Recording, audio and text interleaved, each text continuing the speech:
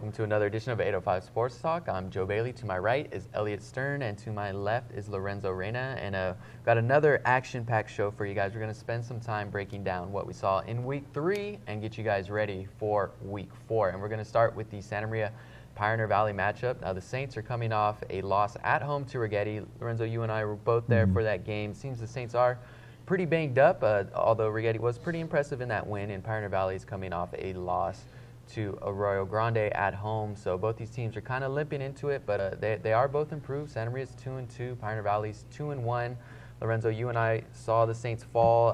I think they are struggling with those injuries, but what did you see from Santa Maria Friday night, and what do you expect out of them this week against Pioneer Valley? Well, Lake Truehead definitely knows how to carry a team. I mean, I was really impressed with his ability to make plays under duress, and, you know, there could be a little bit more consistency with his passing game, and I mean, with the extent of some of the key injuries in the backfield, I mean, I would imagine that Dan Ellington's going to put an emphasis on maybe doing some short passes, maybe some screen passes early on just to try to open up that offense. But, you know, in regards to Santa Maria, I mean, a part of me feels like that they will bounce back from this Rigetti game. I mean, I just get this vibe that it's a different culture there. They're a lot more well-coached. They're a lot more in tune with Dan Ellington there. So, I mean, I anticipate that the Saints team will actually bounce back.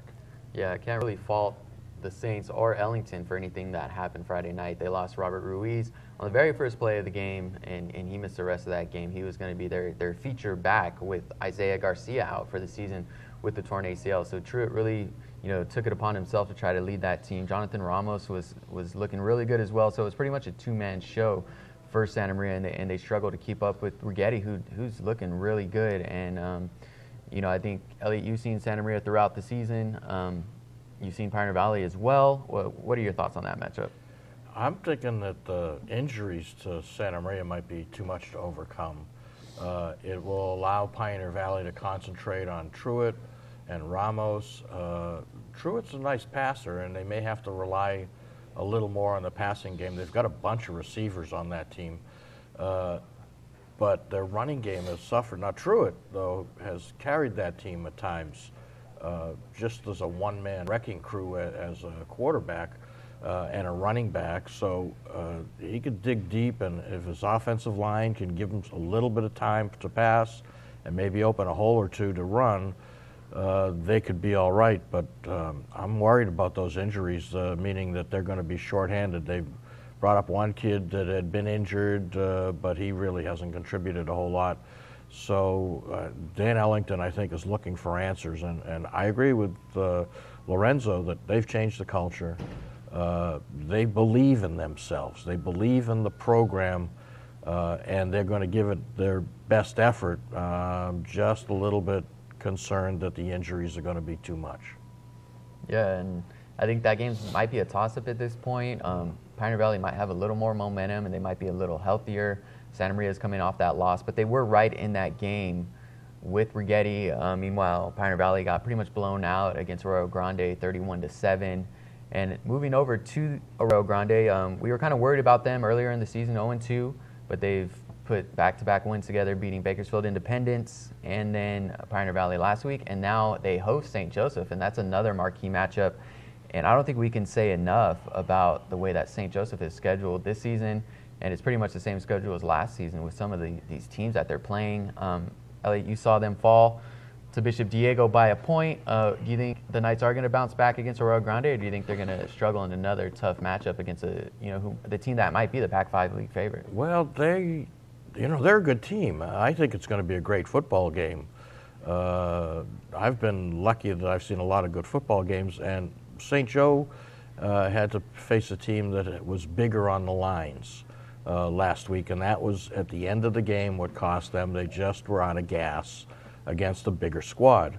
So when it came down to crunch time, Bishop Diego was able to open up holes for their star running back, and they were able to score. And what hurt St. Joe, this game should have gone to overtime, but they had a holding penalty. You know, they talk about penalties, the worst possible time to have a holding penalty on a point after. And that made it like a 30-yard or 39-yard extra point attempt. and it was just too long for Nathan Halzel. He had the distance. He was like inches to the left, and that would have meant when Bishop Diego came back, they would have tied the game and not gone up by one. St. Joe made a valiant effort to come right down the field with only like 40 seconds left in the game. They got in position to score. The only sack of the game happened on the third down play when Dino Maldonado was sacked for a 6-yard loss. It still left them around the 40-yard line, and they had time for one last Hail Mary that was a good pass right to the corner of the end zone, and it got knocked out of the receiver's hands, Joe Dowd's hands. So they're a scrappy bunch, and they played a Bishop Diego team. Coach Jim Chavala told me that's the biggest offensive and defensive line they're expecting to see all year. So I think they'll match up very nicely with a traditional rival, Arroyo Grande. They play each other every year, the smaller school versus the bigger. This is the first time that Arroyo Grande's new head coach, Mike Hartman, is going to face his old team. He was a longtime coach at St. Joseph and had a great run there. And Jim Chavala, though, has these kids working hard. You know, he came over from Bakersfield and is really a good coach. This is another toss-up game. Flip a coin. Will home field advantage help Arroyo Grande, but they're still learning under Mike Hartman. They were hit hard by graduation. I think that the St. Joe has the edge on this, but only a point to 3 points. It's going to be another close game for St. Joe, but I'm thinking that the Knights may actually have a chance to knock off Arroyo Grande, which has been tough for them to do. AG is a bigger school, you know, a lot of kids to field on a team, but you know, St. Joe is smaller than Orchid Academy, which is an 8-man football program. But they will show up and they will play, and I think that they have a slight edge in this one. Yeah, Lorenzo, you were worried about AG when they started out 0-2, and you've seen St. Joseph play well. What are your thoughts on that matchup? To me, I feel like that this is one of those games where if AG wins, then you could definitely say they're not only back, but they should be the favorites in the Pac-5. But, you know, in regards to St. Joseph, I mean, as you mentioned, Elliott, they were really an extra point away and perhaps even overtime from actually knocking off Bishop Diego. So it goes to show you that St. Joseph realistically could have been 3-1, and then they also showed some effort against Notre Dame of Sherman Oaks. So, I mean, it's just a matter of finishing these games out, especially at a place that St. Joseph, I guess, has also struggled in at Rio Grande. But, you know, my biggest question for AG is, do they have enough of a secondary to slow down that passing attack? Because we've seen that passing attack go to work, and it could get pretty deadly for St. Joseph. Yeah, looking at common opponents, Bishop Diego pretty much had its way with the Rio Grande. I think that one was 42-14. In the second week of the season, we see St. Joseph was pretty much in control against Bishop Diego for a while there. Bishop Diego scored late, and you talked about the missed extra points. So looking at the common opponents, it does look like St. Joseph should have the edge in this one, but I think Rio Grande might be a different team from what they were earlier on in the season. Well, if Bishop Diego really was the biggest offense and defensive line St. Joe's going to have to face, they were tired late against those monsters compared to their size. That's not going to be quite the same situation this time around, and they were in that game right up to the final play. So they're not going to quit, and I think they'll match up pretty well with Arroyo Grande. But you're right, Arroyo Grande has turned it around from what looked like what would have been their first really bad season, and as long as I can remember, to where they're getting their footing, and you know, there's some momentum on their side.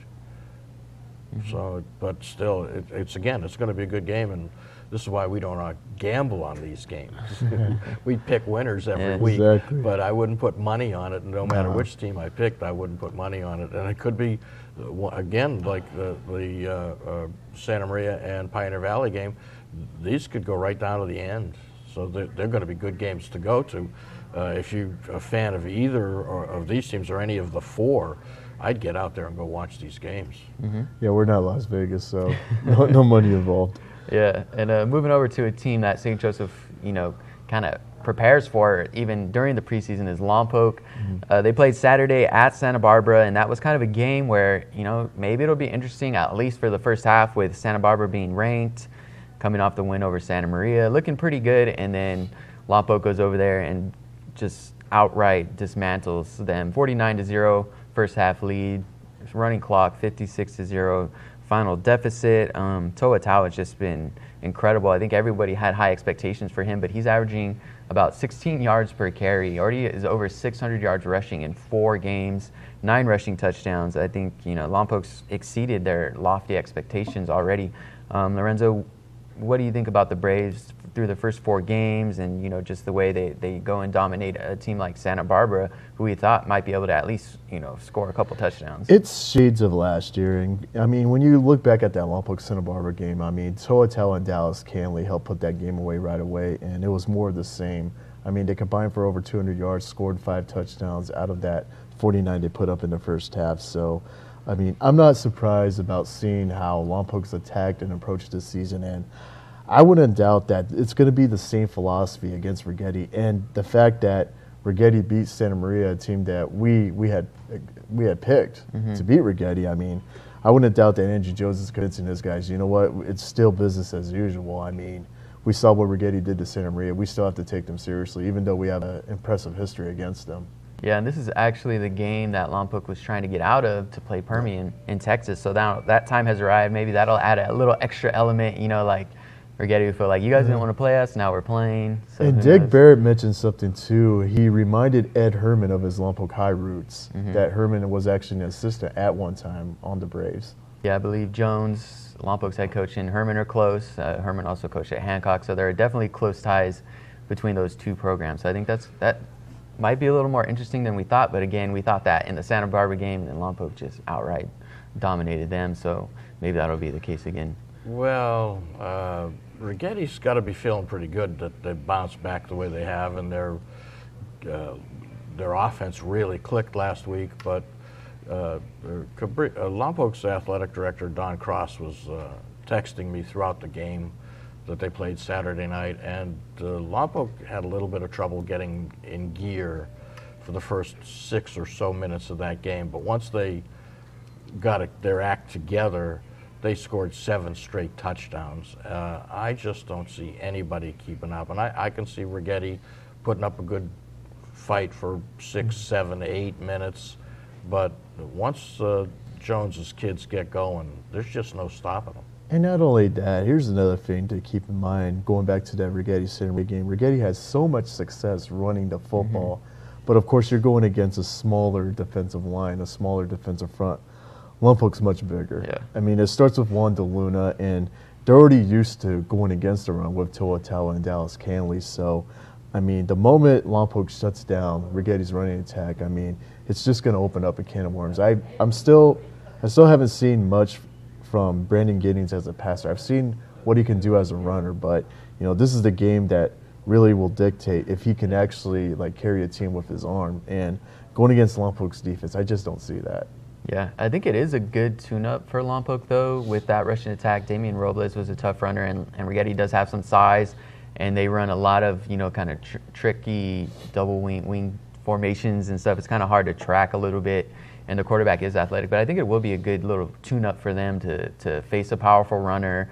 They have a guy like Caleb Thomas who plays both ways, so it will kind of tune them up a little bit to get ready for teams that do have some size and some strength. So I think that is going to be an interesting matchup in that respect for the Braves as they try to keep it going and move to 5-0 and as the LPL gets closer and closer.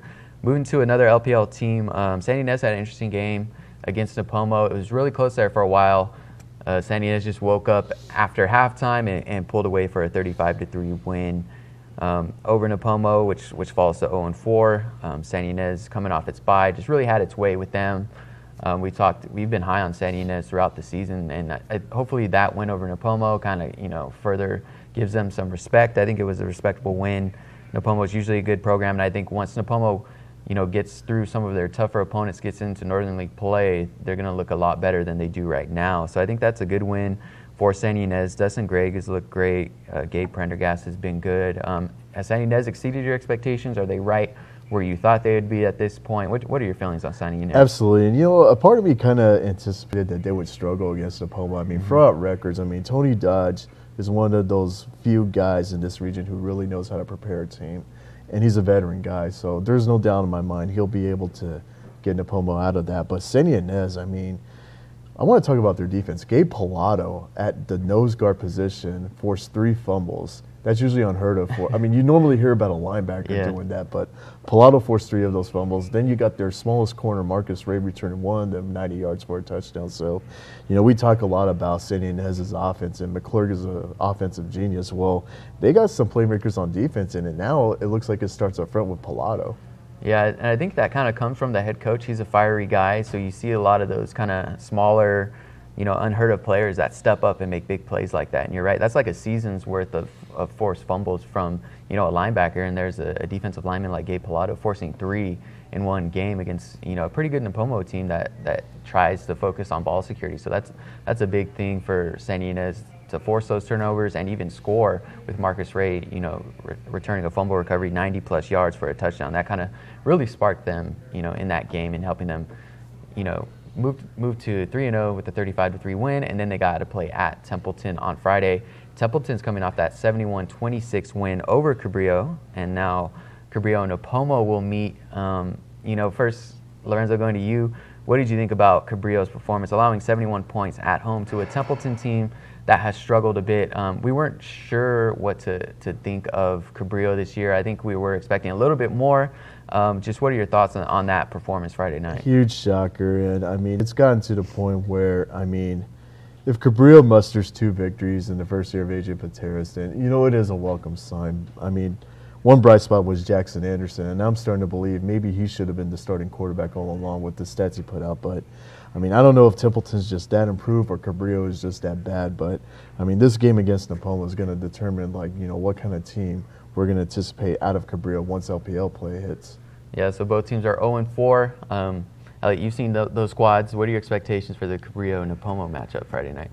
Well, I thought more of Cabrillo until they let Templeton put 71 points on them. It's like they just laid down. Templeton's not that good a team. Mm-hmm. In my top picks, you know, 1 through 15 or so of the Central Coast, I have Morro Bay and San Luis Obispo at the bottom, and I had Templeton just above them. And I couldn't believe that Cabrillo let them rack up 71 points.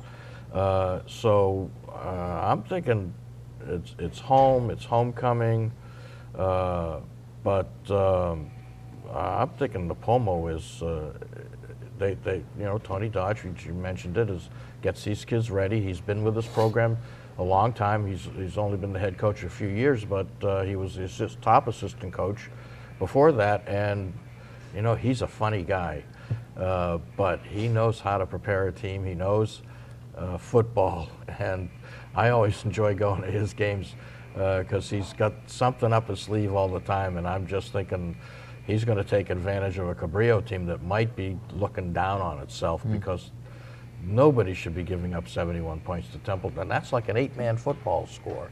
And, you know, Lompoc could do it, but, you know, they called off the Dogs at 49-0 last week. They had a running clock in the second half, and when they had their second and third teamers in, they finally scored 1 more touchdown at the very end of the game. Because you put kids in, even third teamers, they're going to want to impress the coaches and score a touchdown. But Andrew Jones didn't run up the score to get 71 points. So Templeton wanted to make a statement and wanted to get on in the win column, and they had more will than Cabrillo. Now, Cabrillo did score 27 points last week. Nipomo only got 3, so Nipomo's problem has been their offense. They just haven't been able to get it in gear all year.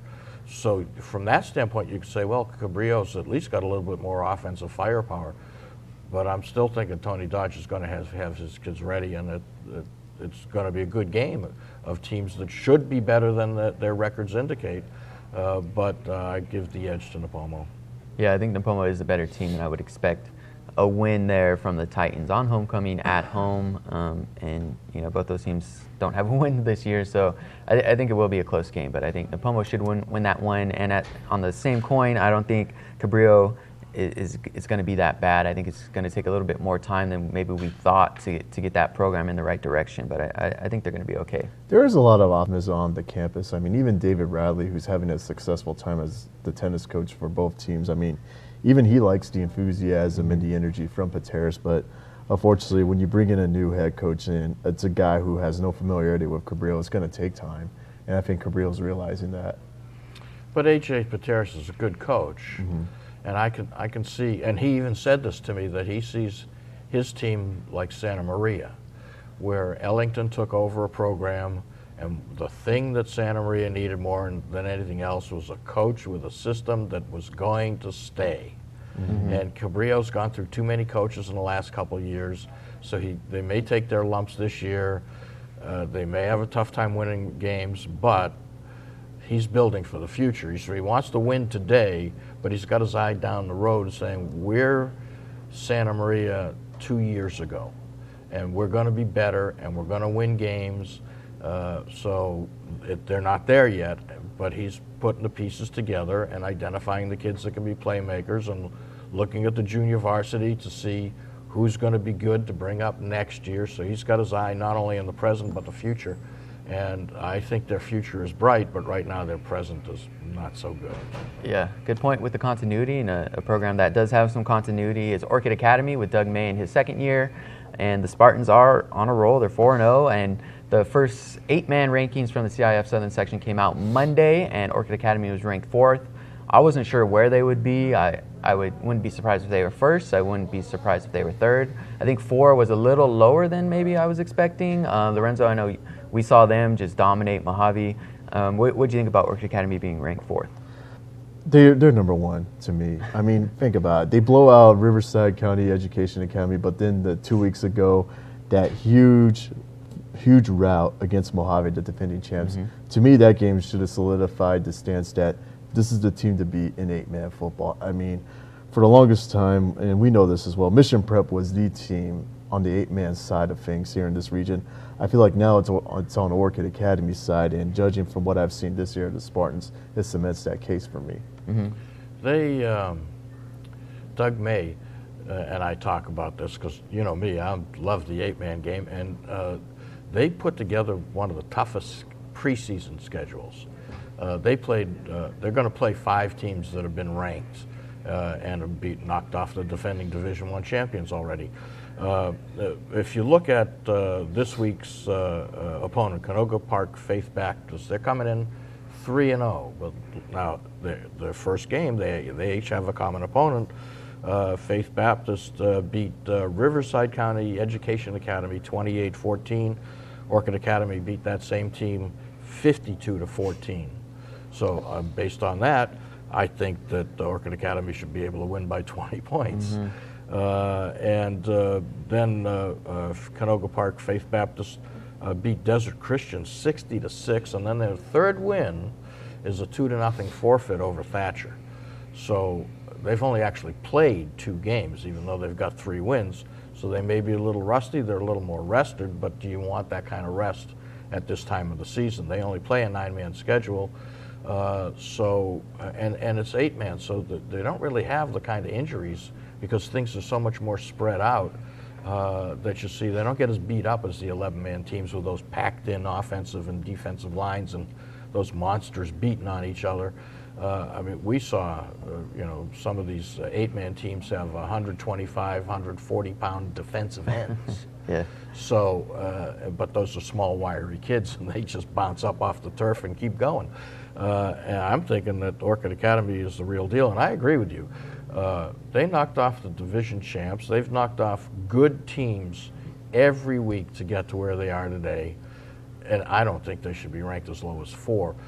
2 is probably as low as I would have given them. I think they could be the number 1 team, if no worse than number 2. But they're a really good squad, and Doug May, coming over from Rigetti, is a solid football mind, and he's got those kids working hard and playing really good offense, good defense, and their defense is as strong as their offense. They're not giving up a lot of points, so they're playing tough every week. I think I think being ranked 4th is nice, but in their minds, they might think they should have been ranked higher, and they may want to come out and make a statement that we should be 1 or 2 in this division.